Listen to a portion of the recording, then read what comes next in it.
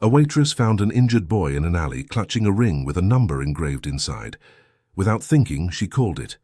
What she didn't know, the voice on the other end belonged to a vampire king, and the boy she saved was his only son.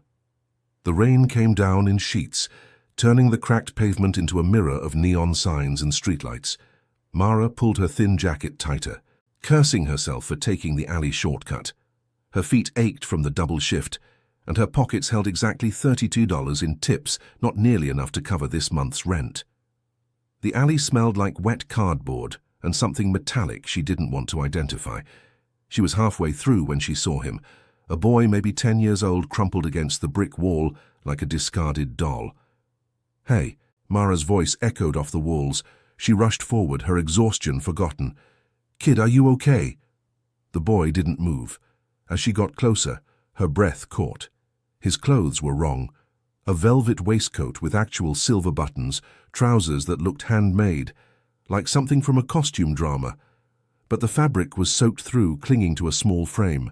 Mara dropped to her knees beside him, ignoring the puddles soaking through her jeans. "Can you hear me?" She pressed 2 fingers against his neck, searching for a pulse. Nothing. Her heart hammered as she tried his wrist instead. Still nothing. But he was warm, too warm for someone lying in the rain.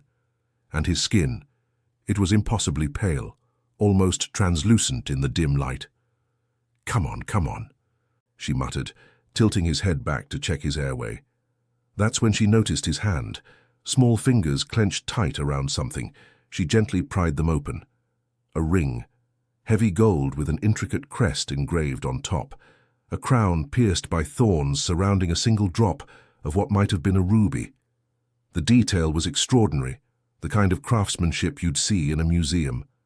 She turned it over and her heart stopped. Numbers were engraved inside the band, a phone number. Mara stared at the unconscious boy, then at the ring, then back at the boy. Every instinct screamed, this was wrong. Wrong clothes, wrong situation, wrong everything. She should call 911, that's what normal people did. But something about the ring felt deliberate, like it was meant to be found. Her phone was already in her hand. Before she could second-guess herself, she dialed. 1 ring, 2 rings. "Speak." The voice that answered wasn't a greeting. It was a command. Deep, smooth, with an accent she couldn't place. British, Eastern European. It made the hair on her arm stand up. Mara's voice cracked. She cleared her throat. "I found a boy. He's unconscious in an alley on 5th Street near the old theater. He has no pulse, but he's warm, and he's holding this ring with this number. Describe him." The voice cut through her, rambling like a blade. "Maybe 10 years old, really pale, dark hair, wearing weird fancy clothes. What color are his eyes?" "I don't know, they're closed, he's unconscious." "Open them." The command in that voice left no room for argument. Mara's hands shook as she gently lifted one of the boy's eyelids. She gasped. His iris was the color of amber, but within it, tiny flecks of gold seemed to move like embers in a dying fire. "Gold," she whispered, "with gold flecks that move." The silence on the other end stretched so long, she thought the call had dropped. "Your name?" It wasn't a question. Mara Chun, "Look, this kid needs a hospital. Stay exactly where you are. Do not let anyone approach him. Do not call anyone else. We are coming." "Wait, who are—" The line went dead. Mara stared at her phone, her mind racing. "We?" Who was we? Should she call the police anyway? But something in that voice had been absolutely certain, almost desperate, though it was wrapped in steel. She looked down at the boy. He seemed even paler now, if that was possible. On impulse, she shrugged off her jacket and laid it over him, then sat back against the wall beside him, keeping watch. 3 minutes passed. Then she heard them. No sirens, no screeching tires, just the whisper-quiet purr of expensive engines. 2 black cars glided into the alley, sleek and predatory. They shouldn't have fit. The alley was too narrow, but they moved with impossible precision, stopping mere feet from where she sat. The doors opened in perfect synchronization. The figures that emerged wore long coats that gleamed like oil in the rain. 5 of them, moving with a grace that made Mara's dancer friends look clumsy. They wore no uniforms, but something about the way they moved screamed military. The tallest one approached first.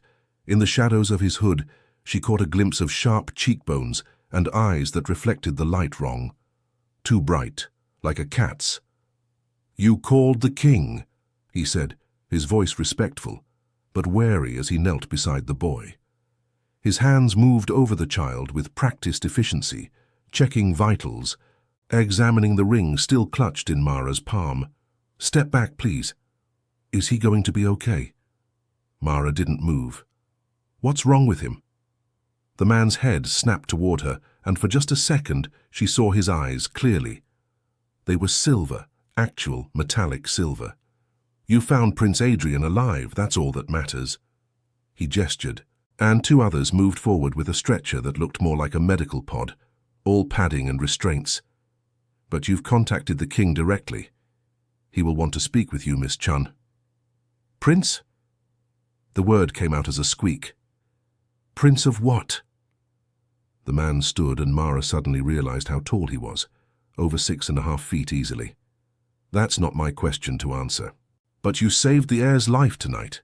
His silver eyes studied her with an intensity that made her want to shrink back.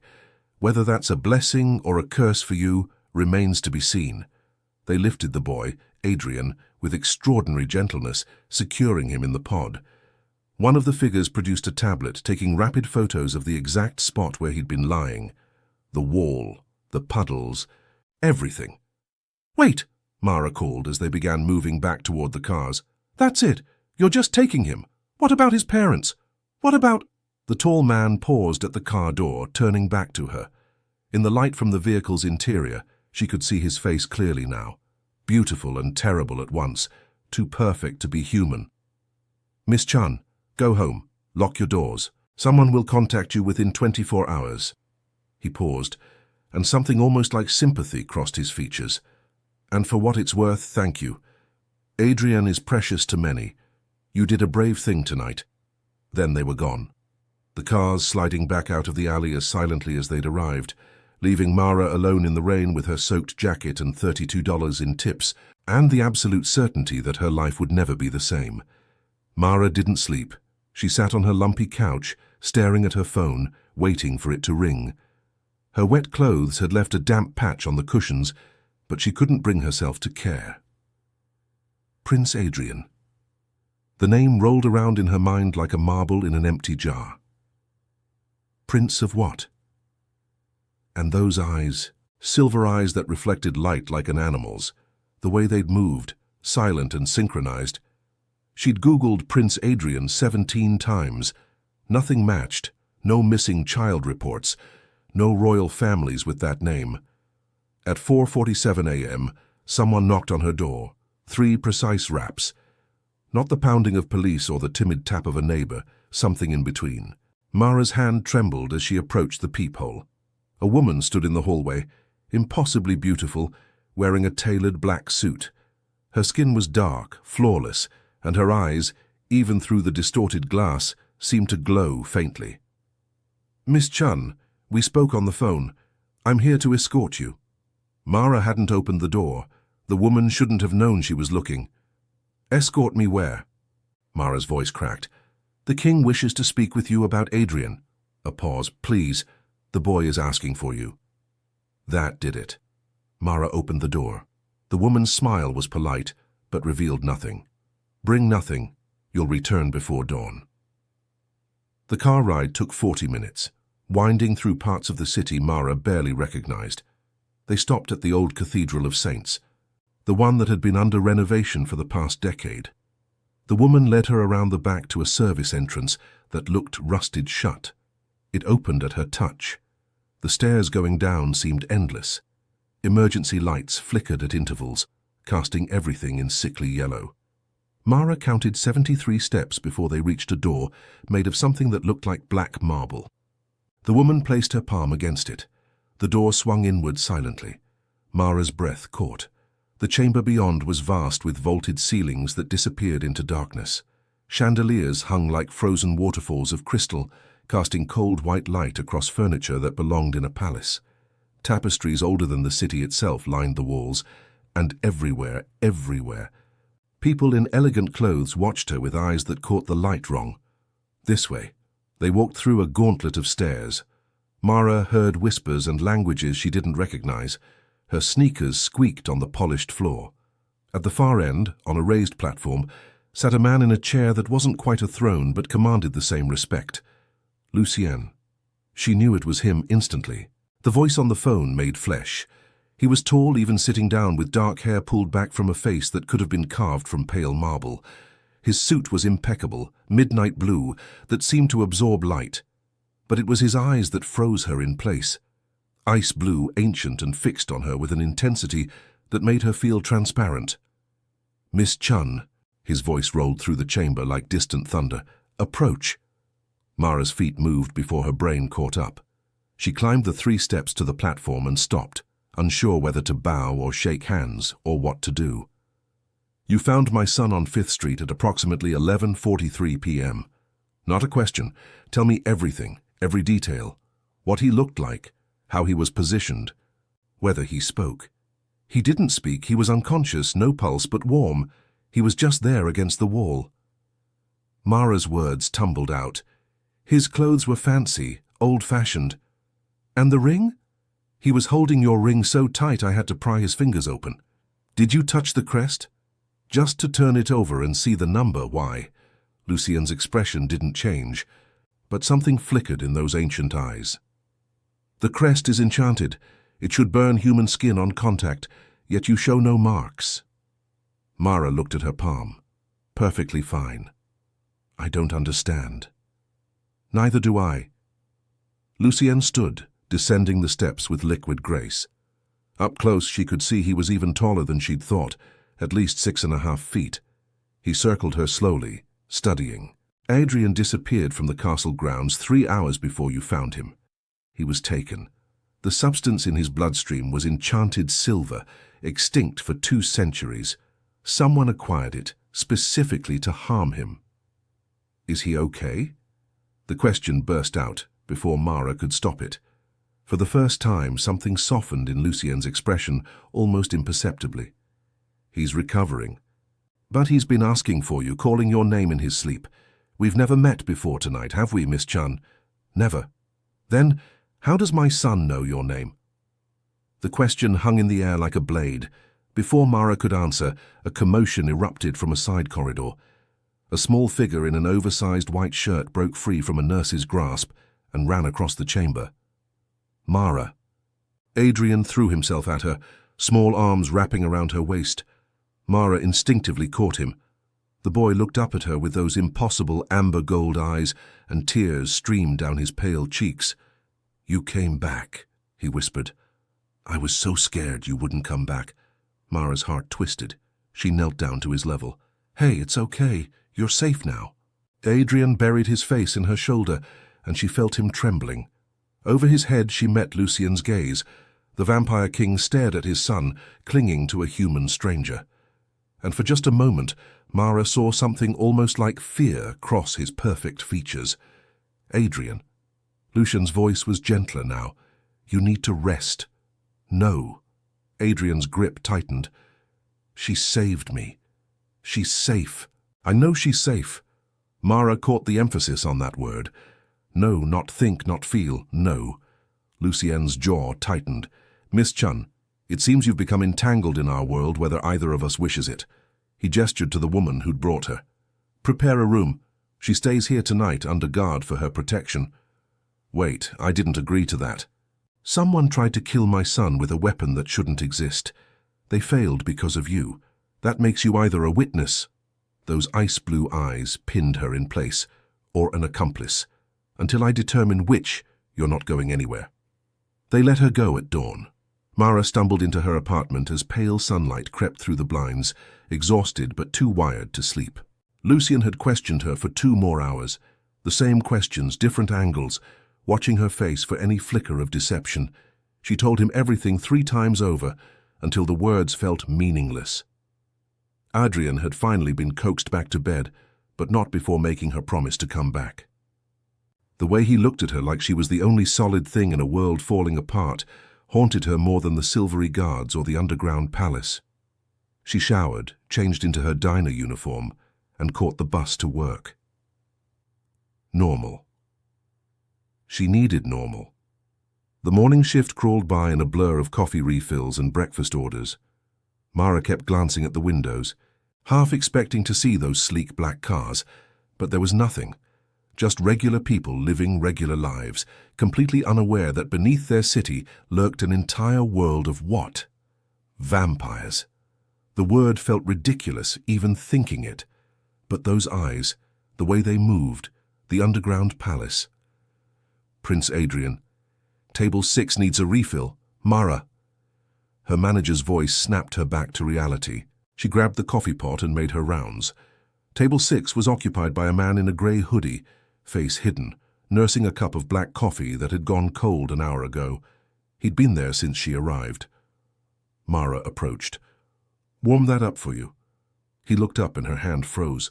His eyes were completely normal, brown, tired, human, but something in the way he watched her made her skin crawl. "No, thank you." His voice was soft, polite. "Actually, I think I'm done." He stood, leaving a $20 bill on the table, way too much for one coffee, and beneath it, a silver coin. Mara's blood turned to ice. She'd seen that metal before, heard Lucien describe it. Enchanted silver, extinct for 2 centuries. By the time she looked up, the man was gone. Her hands shook as she picked up the coin.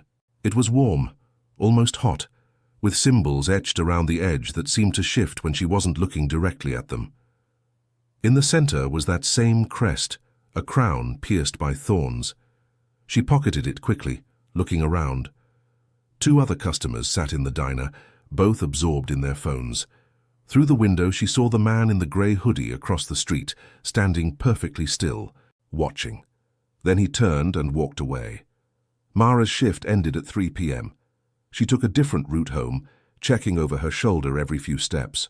The streets felt wrong somehow, like stage sets, with actors hidden in the wings. At the corner store she bought instant noodles and noticed the clerk's hands, normal human. She'd never been so relieved to see someone bite their nails or have a crooked thumb. Her apartment building looked the same as always, worn brick, graffiti on the door, broken intercom. She climbed the 4 flights of stairs, keys already in hand. Inside, she locked the door, threw the deadbolt and jammed a chair under the handle like she'd seen in movies.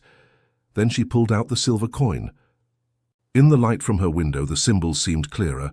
Not words exactly, but meaning flowed into her mind anyway. Marked, witnessed, found. Her phone rang. Unknown number. "Hello? Miss Chun?" Lucien's voice, though she hadn't given him her number. "Where are you?" "Home." "Stay away from your windows. Lock every door. My people are on their way." "What? Why?" "Because someone left a tracking coin at your workplace 30 minutes ago, and every hunter within 50 miles now knows exactly where to find the human who saved Adrian." His voice was tight, controlled fury. "They're coming for you." The line went dead. Mara's heart hammered.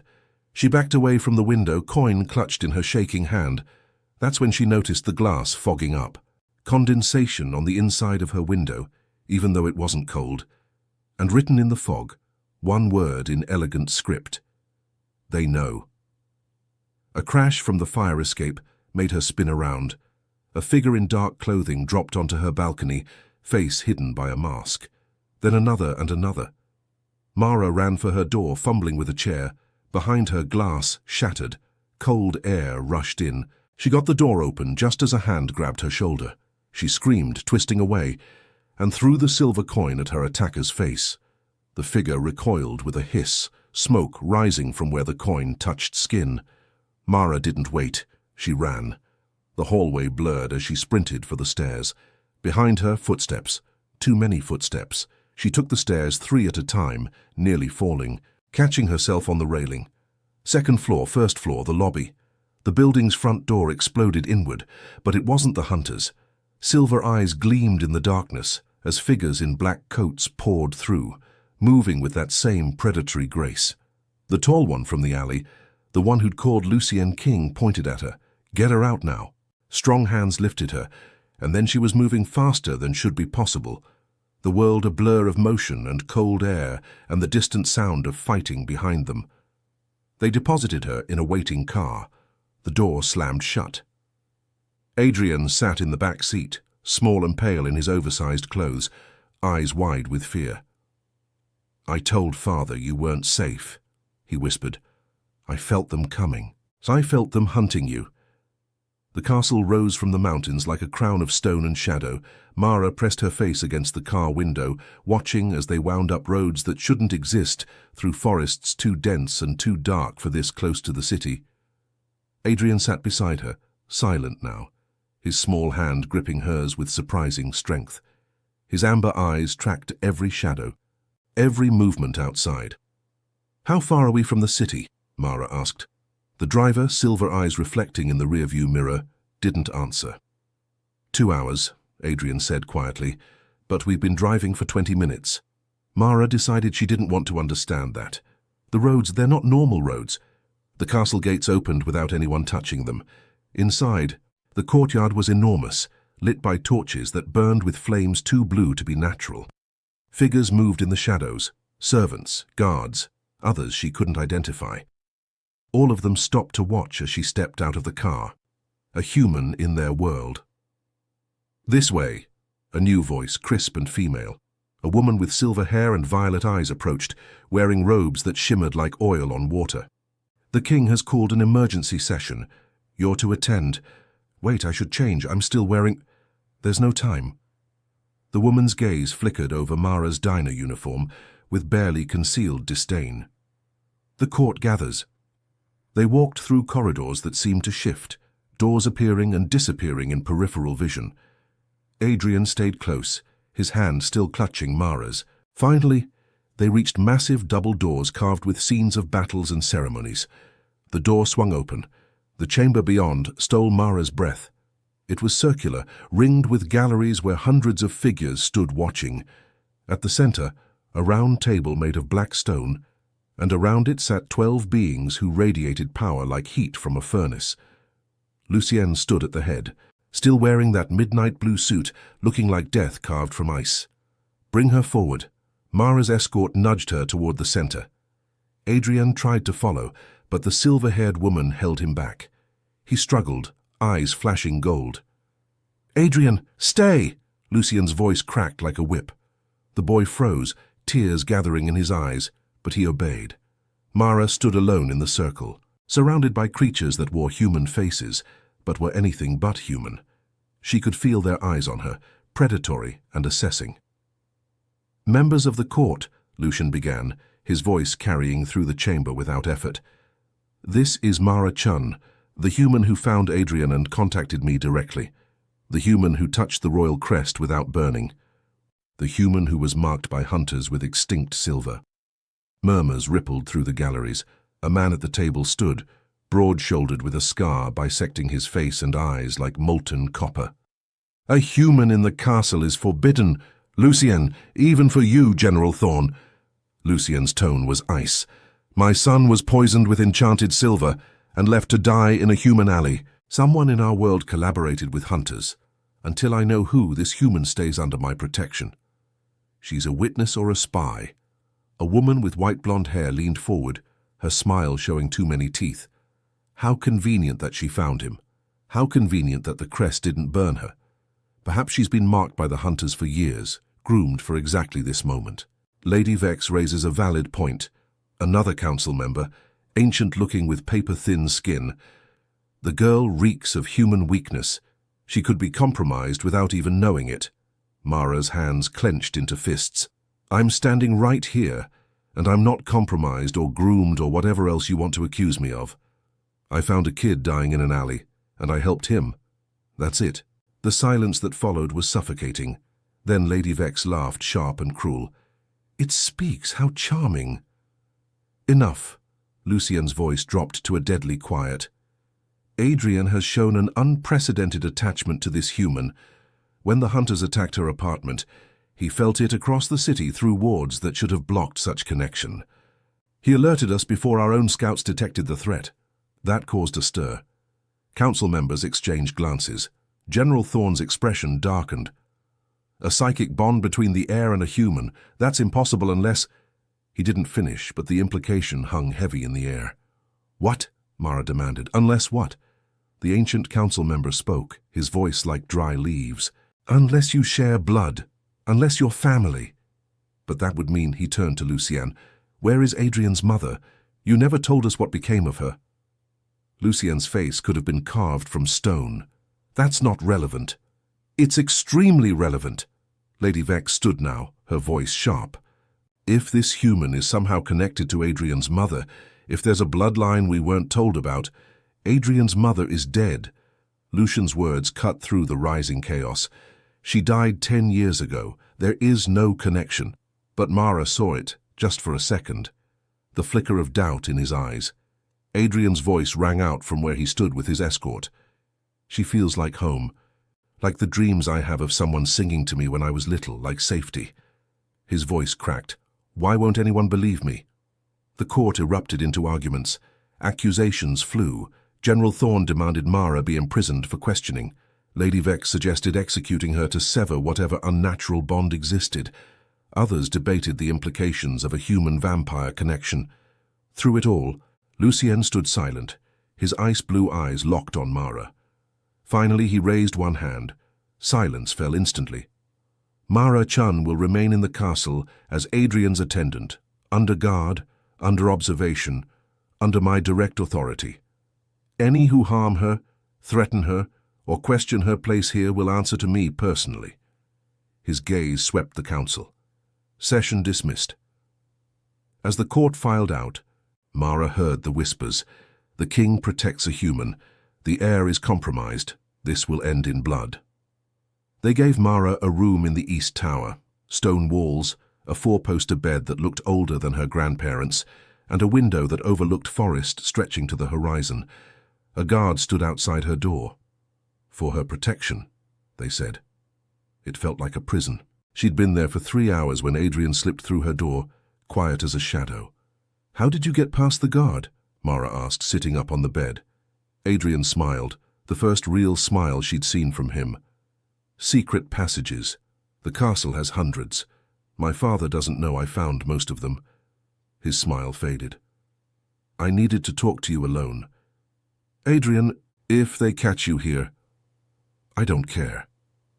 He climbed onto the bed beside her, suddenly looking every bit the scared 10-year-old he was. They're lying. My father, the court, all of them, about my mother. Mara's heart squeezed. What do you mean? He says she's dead, but I dream about her. Not like memory dreams, like she's trying to reach me. She sings this lullaby in a language I don't understand, and she tells me to wait, that she'll find me. His amber eyes glistened. The night I disappeared, I sneaked out because I got a message. Someone said they knew where my mother was. They said they'd tell me if I met them by the old theater. Mara's blood ran cold. The theater on 5th Street where I found you. Adrian nodded. I waited there for an hour. Then someone came from behind and I felt something sharp in my neck. Everything went dark. When I woke up for a second, I saw a woman standing over me. She was crying. She said my name and touched my face, and then... He frowned, struggling with the memory. Then she put something in my hand, the ring. Your number was already inside it. That doesn't make sense. How would she have my number? I don't know. But right before I passed out again, she whispered, she'll save you. She'll understand. Tell her about the library. The library? Adrian slipped off the bed and held out his hand. Come on, I'll show you. The secret passages were narrow and dark, lit by Adrian's phone. They twisted through the castle's bones, behind walls and under floors, until finally emerging in a room that smelled of dust and old paper. The library was massive. 3 stories of shelves spiraling up toward a domed ceiling painted with constellations. Books in languages Mara couldn't read lined every surface. Over here. Adrian led her to a back corner, where a section of books looked newer than the rest. He pulled one out, a leather journal with no title. Inside, the pages were filled with sketches and notes, diagrams of symbols, maps of the city, and photographs. Mara's hands trembled as she flipped through them. The photographs showed a woman with dark hair and warm brown eyes, human-looking, standing beside a younger Lucienne. They looked happy, in love. That's her, Adrian whispered. That's my mother. Her name was Eleanor. Mara turned the page and froze. The next photo showed Eleanor holding a baby, Adrian presumably. But beside her stood another woman, younger, maybe 18. The resemblance was striking. Same dark hair, same warm eyes, same smile. Beneath the photo, a caption in elegant script, Elena and her sister May, 3 months before the attack. "Sister," Mara breathed. Her mother's name had been May Chun. "What?" Adrian leaned closer. Mara's mind raced. Her mother had died when she was 5. "A car accident," her father said. But there had been inconsistencies. The closed casket, the way her father refused to talk about it, the way they'd moved across the country right after. She flipped to the next page and her world tilted. A symbol, the same crown pierced by thorns, the crest from the ring, from the silver coin. But here it was labeled Hunter's Mark, House of Chun status, eliminated. "Oh my God," Mara whispered. Adrian grabbed her arm. "What? What does it mean?" Before she could answer, the journal was ripped from her hands. Lucien stood in the doorway, his face a mask of controlled fury. Behind him, General Thorne and 2 guards. "Adrian, to your room. Now! Father! I can explain. Now!" Adrian's face crumpled, but he obeyed, shooting Mara one last desperate look before disappearing through a different door. Lucien stepped closer, the journal in his hand. "How much did you see?" "Enough." Mara's voice shook but held steady. "Elena was my aunt. My mother was May Chun, the House of Chun. That's my family. The hunters who supposedly went extinct." She laughed bitterly. "You killed them. You killed my family." "Your family tried to assassinate me." Lucien's voice was cold as winter. "They poisoned Elena to get to me. She was human, vulnerable. By the time we realized what they'd done, it was too late." Something cracked in his composure. "She died giving birth to Adrian. Her last words were begging me to spare her sister, your mother. So I did. I let May live on the condition that she disappeared. Gave up the hunt. Lived as a normal human." "And the car accident." Lucien's silence was answer enough. "You killed her anyway," Mara whispered. "No." General Thorne stepped forward, his copper eyes gleaming. "Rogue hunters did. May had something they wanted, information about a weapon. Enchanted silver. She wouldn't give it up, so they killed her." His smile was sharp. "They've been searching for her daughter ever since, and now you've delivered yourself right to us." The pieces clicked together, the tracking coin, the way Adrian sensed her, the connection. She wasn't just a witness, she was bait, and the hunters were already inside. "You're going to use me to draw them out." Mara's voice was flat, emotionless. Shock had given way to cold clarity. Lucien studied her with those ice-blue eyes. "Yes." At least he was honest. "They want whatever your mother hid," General Thorne added, circling her like a predator. "Information about how to forge enchanted silver. The last sample was used on Adrian as a test. If they can manufacture more, they can kill every vampire in this castle." "So you'll dangle me in front of them like a worm on a hook." "We'll protect you," Lucien said, "but they need to believe you're vulnerable, alone." "I am alone." Mara's laugh was bitter. "I have been since I was 5. Something flickered across Lucien's face. Regret, sympathy. It was gone too quickly to tell. "There's another coin," Mara said suddenly. "The man at the diner left one. I threw it at the hunter in my apartment. It burned him." "That means they're already making more silver. Your window is closing." Lucien and Thorne exchanged glances. "Where's the coin now?" Thorne demanded. "My apartment, unless your people grabbed it." Lucien pulled out his phone, speaking rapid commands in a language Mara didn't recognize. He listened, then cursed softly. "The coin is gone. Someone took it during the cleanup." "Inside job," Thorne growled. "Someone in the castle is feeding them information, which means the trap needs to be sprung now. Tonight." Lucien turned to Mara. "Can you retrace your steps? Go back to where you first encountered the man in the diner. You want me to walk around the city as bait with an elite guard shadowing you? They'll be invisible, but they'll be close." Lucien stepped closer, and despite everything, Mara felt the weight of his presence. Ancient, powerful, dangerous. "I won't let them take you." But I need to know who in my court is betraying us. Mara thought of Adrian, of the fear in his eyes, of her mother, her Aunt Elena, all the secrets and lies. Fine, but I have one condition. Lucienne raised an eyebrow. When this is over, you tell me everything. No more secrets. I want to know what my mother was protecting. I want to know why Elena died. All of it. A long pause. Then, agreed. 2 hours later, Mara walked through downtown in the same clothes she'd worn that morning. The diner uniform now rumpled and stained. She looked exactly like what she was, exhausted, alone, vulnerable. The evening crowd flowed around her, normal people heading to dinner, to bars, to ordinary lives. None of them knew that death walked among them, wearing human faces. Mara's earpiece crackled. Left side, 20 meters, grey jacket, Thorne's voice. She glanced casually. A man in a grey jacket, not the same one from the diner, but similar. He was watching her reflection in a shop window. I see him. Keep walking. We're tracking 3 others. They're coordinating. Her heart hammered, but she kept her pace steady. At the corner, she turned toward the warehouse district. Abandoned buildings, fewer cameras, exactly where someone would go if they were trying to disappear. The streets grew emptier, streetlights flickered. Mara, a new voice in her ear. Lucien's. 2 more behind you. They're closing in. When I give the signal, drop to the ground. What signal? A figure stepped out from an alley ahead. The man from the diner, grey hoodie pushed back.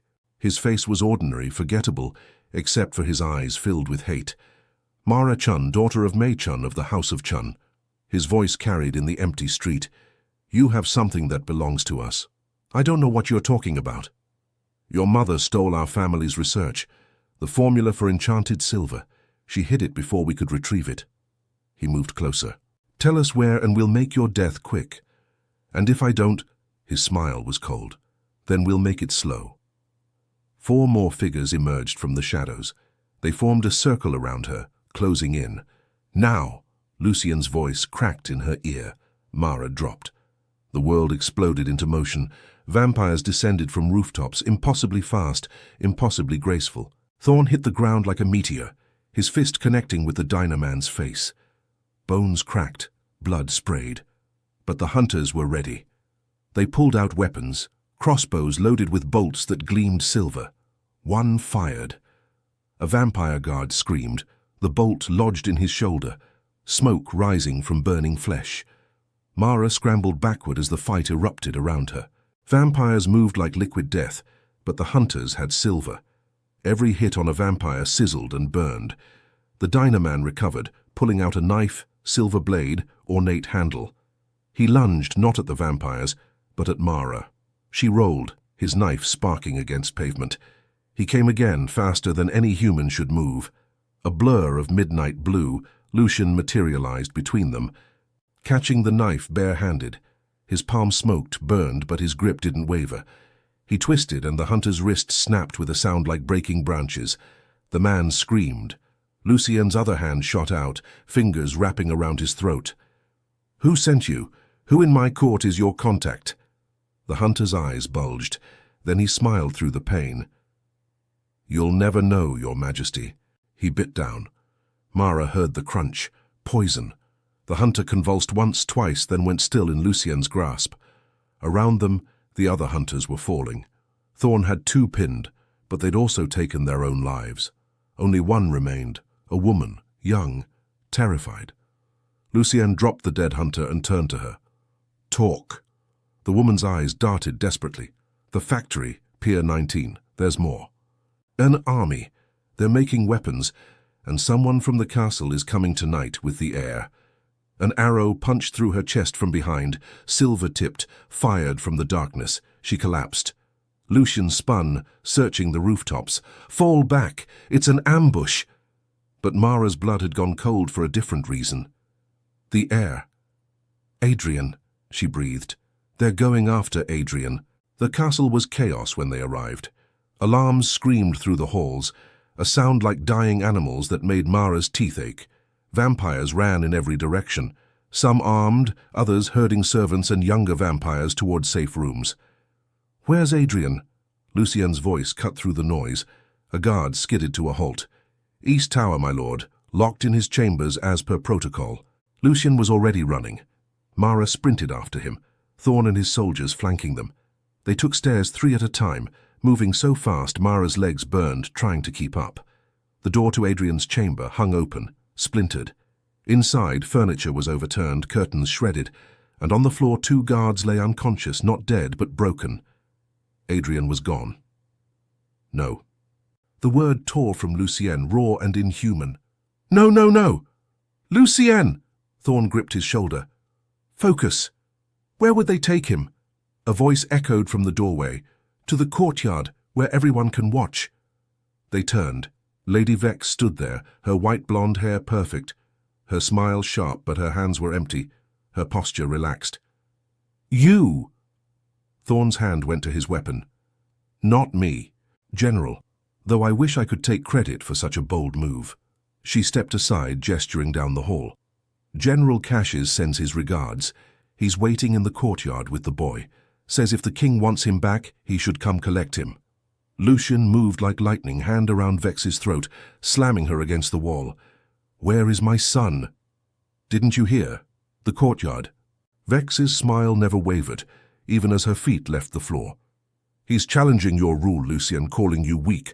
Compromised by humans, says the heir is tainted by the Chun bloodline and must be cleansed. Caches has been loyal for 2 centuries, loyal to the throne, not to you." Vex's eyes gleamed.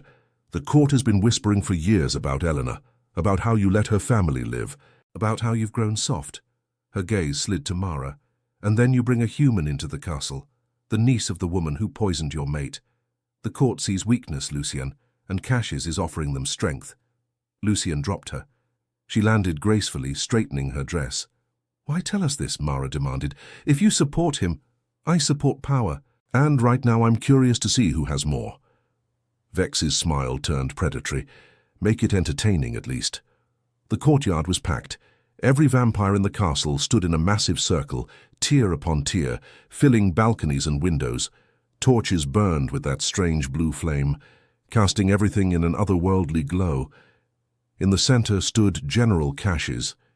He was massive, easily 7 feet tall, broad as a wall, with a scar bisecting his face that Mara now realized marked him. His copper eyes burned as he held Adrian in front of him, one hand clamped on the boy's shoulder. Adrian's face was tear-streaked, his eyes wide with terror, but he stood straight, defiant. "Lucien!" Caches' voice boomed across the courtyard. "You've allowed human corruption into our halls. This boy, your heir, carries tainted blood. Chun blood, hunter blood." Murmurs rippled through the assembled vampires. Lucien descended the stairs slowly, each step measured. Mara followed, Thorn beside her. The crowd parted like water. "Let him go, Caches." Lucian's voice was deadly quiet. "This is treason. This is survival." Caches shook Adrian slightly. The boy winced. "Your human mate died from her family's poison. Now you protect another Chun. Now you let this girl walk our halls, sleep in our tower, influence your son." He looked around at the crowd. "The king has lost his way. He chooses humans over vampires, sentiment over strength." "My father is stronger than you'll ever be." Adrian's voice cracked with emotion. "You're just afraid." Caches' hand tightened. Adrian cried out. Mara felt Lucien tense beside her, saw his control fraying. One wrong move, and this would become a bloodbath. "Let me talk to him," she whispered. "You can't. He wants to prove you're weak because of me, so let me prove him wrong." Before Lucian could stop her, Mara stepped forward. The crowd's attention shifted. Hundreds of predatory eyes fixed on her. She felt like a rabbit in a den of wolves. "General Caches," her voice shook but carried. "You're right. I'm human. I'm weak. I have no powers, no strength, no immortality." She took another step. "But I saved Adrian when none of you could find him. I touched the royal crest without burning. And I figured out in 3 days what your intelligence network missed, that hunters were inside your walls." Caches' eyes narrowed. "Brave words for prey. My mother died protecting a secret from hunters. My aunt died giving life to that boy you're holding." Mara's voice grew stronger. "The Chun family didn't poison Elena. Rogue hunters did. trying to get to Lucienne through her. My mother refused to help them, so they killed her too. And now they want to kill Adrian to destabilize the throne. Lies! Cassius spat. Then why did you meet with them? The voice came from above. Every head turned. On a high balcony stood the ancient council member holding a document. I had our archive searched. General Cassius made 3 unauthorized trips to the city in the past month. Each time hunters attacked shortly after. He let the paper drift down. You're not saving us from humans, Cassius. You're selling us to them. The crowd erupted. Vampires surged forward. Cassius's face twisted with rage. His hand moved to Adrian's throat. Then the boy dies. A silver blade erupted from his chest. Adrian had pulled a knife from Cassius's own belt and driven it upward with strength no 10-year-old should possess.